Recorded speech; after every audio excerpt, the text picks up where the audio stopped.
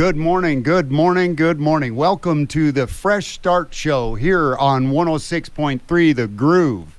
And the Fresh Start Show, hosted by Dr. Damon T. Holt and myself, co-host Tom Cortese. Dr. Holt is not here today. He is spending some much-needed time with his wife. And we gave him the day off and let him take a little time from not being on an airplane, not being in a school, not being in a hospital, not being in a clinic, and not being in a courtroom. So we just have this opportunity this day on Saturday morning to talk about some really cool stuff: recidivism, transformative justice, restorative justice, all of those things that we talk about every week. But first and foremost, I'd like to give a shout out to the Bureau of Prisons and all of those inmates out there that I come out and see, adults in custody, that I come out and see and get to speak into their lives, which is absolutely wonderful. From the Department of Corrections out there on Wilmont, the Department of Corrections over at the PRC on Star Pass, where I get to go out there and do the orientations and speak to them about the resources that we are making available to them so that they can be successful in whatever they endeavor to do after release. And we always have to, we would be remiss if we didn't say, for those of you that are getting out someday, you should be working on that right now. And it doesn't matter how long you got to go. There should be things you should be putting together right now in order to get yourself prepared for the day that you walk out. Because I'm going to tell you, if you've been out before, you're not going to recognize it this time coming out, because there's actually people waiting for you. There's actually people out here in Pima County, we know, that have the resources, that have the education, that have the behavioral health, that have the jobs, that have the housing, and that have the legal, like us at Fresh Start, and getting you an opportunity to have a fresh start, to have a flourishing future, because you're not looking back over your shoulder. You're not feeling this weight that is dragging you backward. And as I always say, if we go back to Egypt, we're always going to be a slave. So stop going back to the things that enslaved us to begin with, and let's move into a future.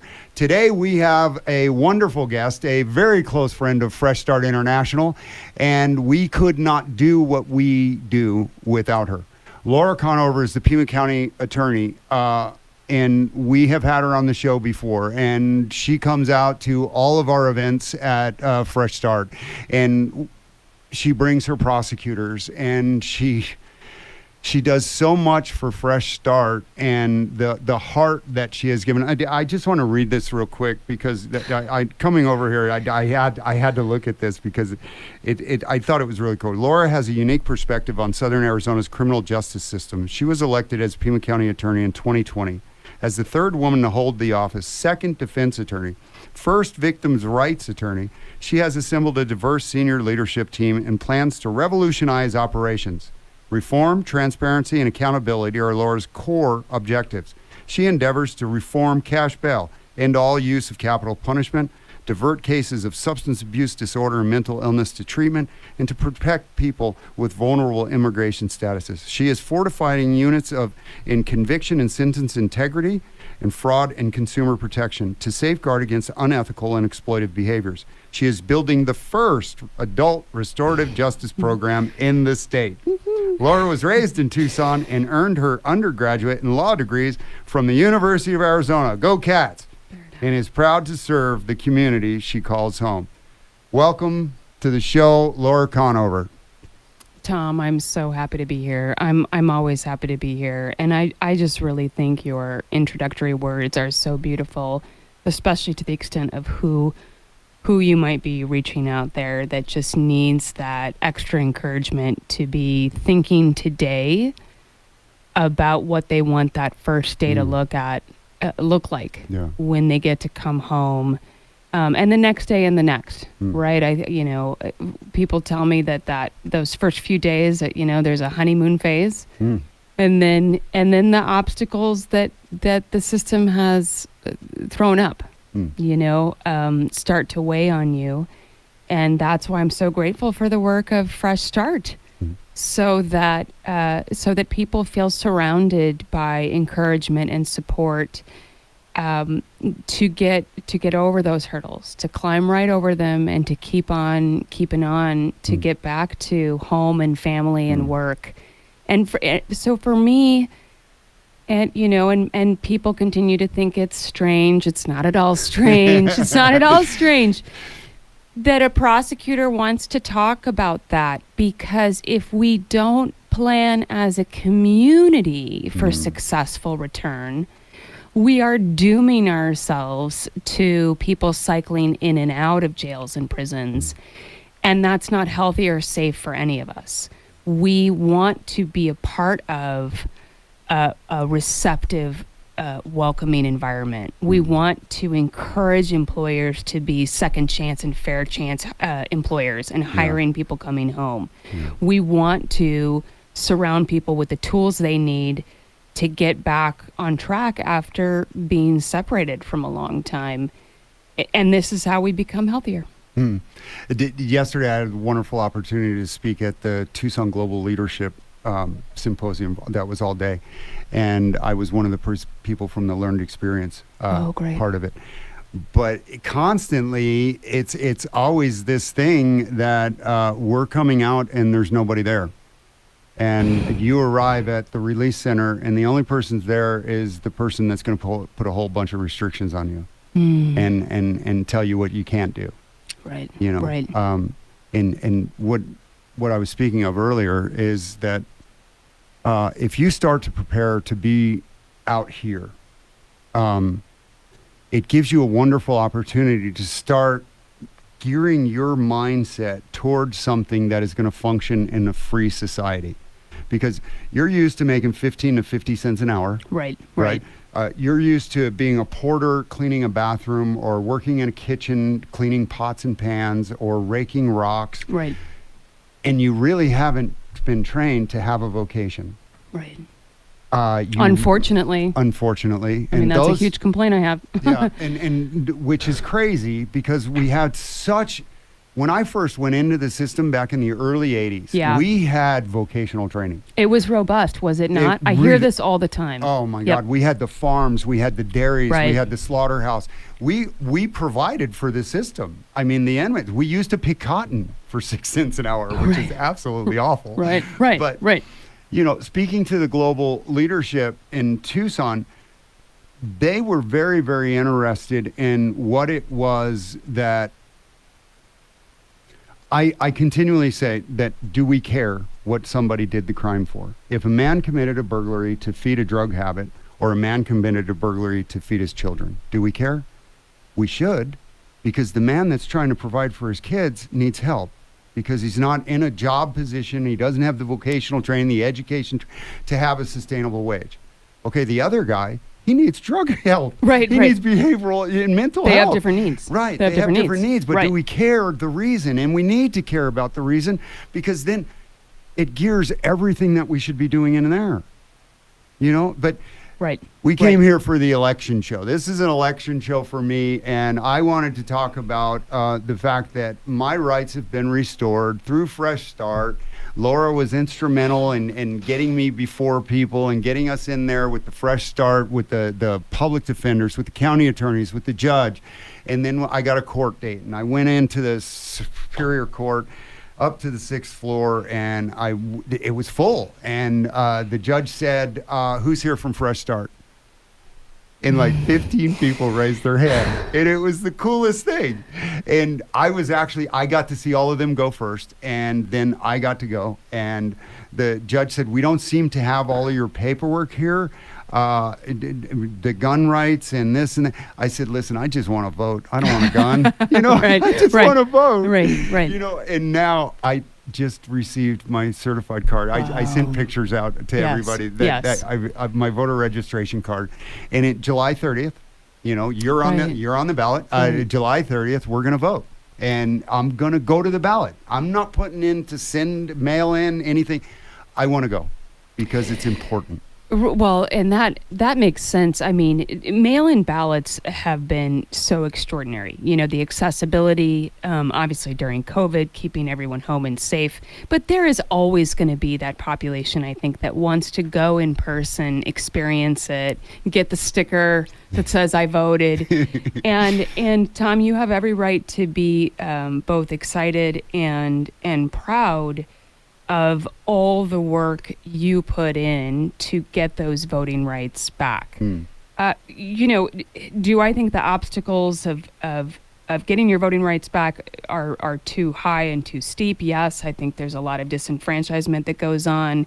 But for those who get the right back, they have put in the work. Again, when we sentence a person for whatever harm has occurred, we are asking them to pay it back, so to speak. Maybe they're going to have to be separated for a period of time until the harm is reduced. Maybe there's going to be restitution to make a victim whole again. Maybe there's going to be community service and other probation requirements to try to pay back to the community. And then once a person has done all that, we then want them to fully participate back in the community again. You should get to come back in a full place again. Because because the opposite is to stigmatize a person and to label them a felon forever and to treat them as the other, which condemns them to a lesser place in society. And that's just that undermines public health and public safety. We want people to come home and then thrive. Yeah. Back to the voting, I mean, over 200,000 people in Arizona disenfranchised from having their voting rights, and all they have to do is fill out a piece of paper and come see us, or go to the local court in your county and get your rights back, and start to vote and have your voice heard, because we can change how we were treated in there for those that are in there now. And it's interesting that you had said that, because I used to do a bunch of legal work, and a Supreme Court justice said many, many years ago, he said, the punishment is being sent to prison. It's not supposed to come after you get there. Which was incredible, because more often than not, there's punishment while you're there. Yeah. And the system itself is punishing in and of itself because of the separation. That you've been separated from community, you've been separated from the victim, you've been separated from the system. Where do you go with that? And we know with restorative justice, transformative justice, we're trying to bring it back together. We're trying to bring people back together. We know, January of last year, I was able to pray with, speak with, and hug the man that killed me 40 years ago. The officer who shot me 40 years ago, him and I spoke, and I was able to thank him for saving my life. Well, yeah.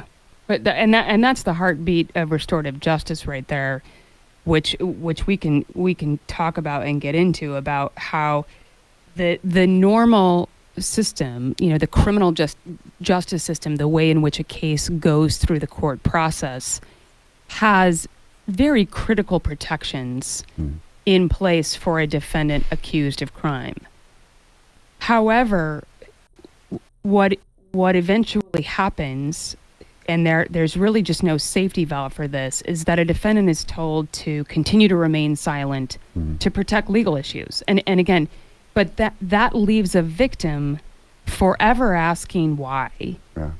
It deprives a person who has committed harm from so often a deeply desired wish to be able to say, I'm sorry, to look someone in the face and in the eyes and to say, I'm sorry. The system isn't set up for that. And healing sometimes never begins, because everybody ends up frozen in time, deprived of the chance to ask questions and the chance to ask why did you do this, why me, and the failure to, and the inability to answer those questions and to say, I'm sorry, and to take accountability. That's where we want to be heading in restorative justice, because when victims are empowered to control their case in that way and to ask the questions and demand answers, and when the person who has committed the harm has to face all that, the victim comes out much healthier, better restored, and the likelihood of that person committing another harm is a fraction of the normal criminal justice system. And so I'm just so glad that you mentioned restorative practices. What are we going to do? I mean, I continually am seeking to engage with those who I need to make amends with. I am continuing to seek to ask forgiveness for those things that I committed.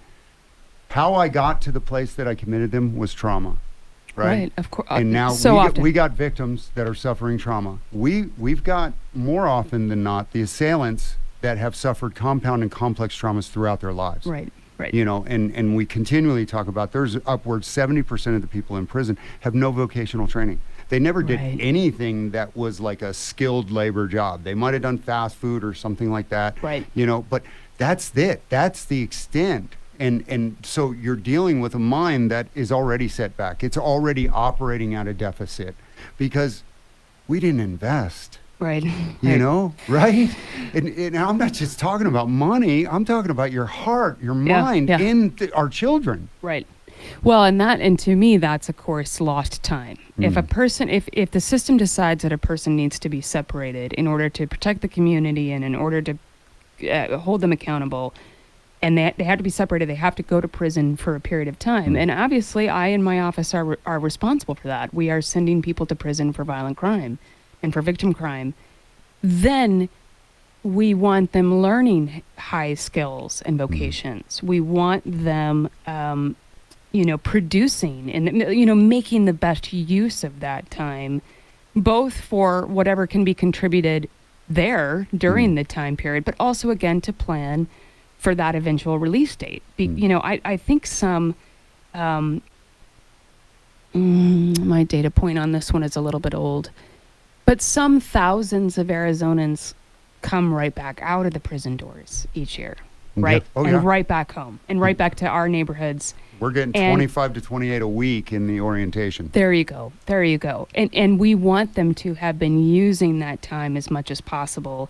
And it's not their choice. It's a lack of options. But Tom, I'll tell you, I've had the opportunity to meet with the brand new director of the Department of Corrections. He came. It was a nationwide search. He came in from Maine, as I understand it. Yes. I see a lot of hope there. I've spent a lot of time with the director of juvenile corrections at the Adobe school. I'm extremely excited about all the hard work that they are doing in investing in a bright future for those who are going to come back home. Yeah. And I'll tell you what, they're even investing in a future for those that aren't coming back home. I've told you about my friend before, Luke Kerner. He's doing a natural life sentence. The guy who did the murder got out like 7 years ago. He's done 28 years. It's just crazy, right?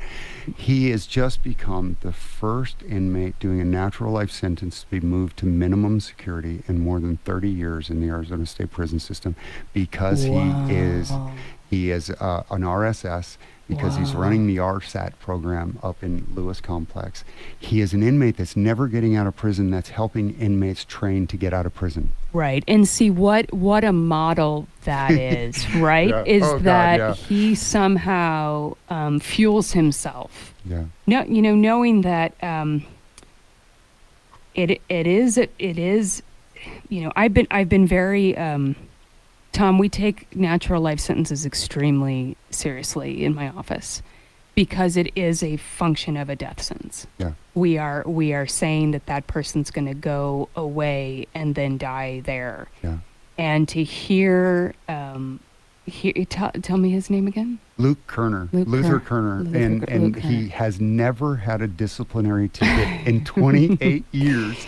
From the moment he walked through those doors. That's record breaking. Yeah, right. From the moment he walked through those doors, he started educating, training, doing behavioral health, all of those things. And that is the model because statistically everyone around him, is likely to come back at some point. And so he is being the model for so many others, and that's brave and courageous. And as someone who has reviewed many disciplinary files out of the Department of Corrections, right? Because that's huge. That's huge because it's a marker of how are you going to be when you come back out. Not a single infraction. I'll say this. everyone comes in quick and has some technical infractions, right? Like you're in a foreign space and you're learning how to survive and adapt. And there are very few, I have seen one other, just one ever, of no infractions ever. And that takes a certain kind of dedicated mind and focus. Like that's discipline. That's a soul at Yeah. peace. Yep. Yeah. Yep. Yeah. Yeah. That's someone who has found the inner strength to truly dedicate himself to paying it back. And it's kind of funny because I can actually contact his friends that were friends of his over the years in prison. They are out now. They are Wow. successful. Wow. You know, his best friend in prison was the first guy to get released through the Innocent Project, Drayton Witt. Oh, wow. Yeah, after 17 years for a murder he did not commit, he got Wow. released, and man, he got stabbed like 70 times in prison for the crime he did, and he didn't do it. Right, You know, right, and ended right. up getting out. But I mean, that's the type of people, and they're successful people because they hung out with him the whole time. Right. You know, and they trained and they school, educated, read their Bible, do their, you know, and Wow. it was just, you know, if you want a future, it's there for you. You That's know, incredible. if you have a desire to be more, it's there for you. You're going to have to seek a lot yourself because the system isn't helping us a whole lot to find the educational opportunities. I Right. mean, we got Pell Grant back and stuff like that, so kids are getting degrees now and stuff like that. I finished mine when I got out, so it's a wonderful opportunity that we're having to educate prior to release, but it was out here that we were uneducated and being able to adapt to. And we need to start doing classes in there on how to adapt out here. Right. Because people keep 100%, going back 100%, because I right. can't do it. I can't do it. Right, You know, how right. do I flourish? Right. You keep returning to Egypt, you're always going to be a slave. If you keep going back to the persons, places, and things that put Yeah. you in the place that put you in the place that put you in there, you know, we have to deal with the trauma that originally happened. Right. When you start to do that, then the other stuff starts to fade away, and we can start to deal with Right. what put you there. Right. You know, and it's wonderful that we have an opportunity in Tucson, Arizona, in Pima County, that we have a county attorney that actually cares about the outcomes of the cases. Very, very sad. I just read an article of a guy that was just arrested for a double homicide here in Tucson, who I did many years with in prison. When I saw him and I saw his picture, tears came to my eyes, and I remember the kid. From 30 years ago that a system did this to. And man, he has no hope. He's going back to prison for the rest of his life, you know? And we weren't there for him. The community was not there to bring him back to the community. Anyway, come in. You know, that there's a lot to be said too, Tom, that, you know, and I think maybe you were in this position is that juvenile justice is, of course, a whole other topic of knowing what we're going to get when we pretend that children are adults and we send them to the adult court system. We, you know, the system thereby makes a choice to give up. And the problem with that, you know, I always just try to bring reason back into this. What's that? Right, I know, because I What a mean, novel approach. I know. Well, it's simple math, and thank goodness it's simple because I'm terrible at math. But truly, when you have a kid, and you know that like the maximum is 25 years, and that's rare. You just do the math and you realize like that 45-year-old's coming back. Yeah. They're coming back. Yeah. And so when you've deprived them of all the juvenile specialist and treatment that they need, you're undermining your own goals. Sure, and that's why we talk about juvenile to prison pipeline Right, and right. the poverty to prison pipeline and all Right. of those things that you know, if we're dealing from a deficit from the very start, then you know we're going to be lacking, and it's sad. But Fresh Start gives the opportunity for people to get education, to get resources, and to get jobs and housing. We love you. This is Fresh Start Saturday. Go out and to the Market on the Move at Amp 5 Bible Church. Come on out and vote Laura Conover.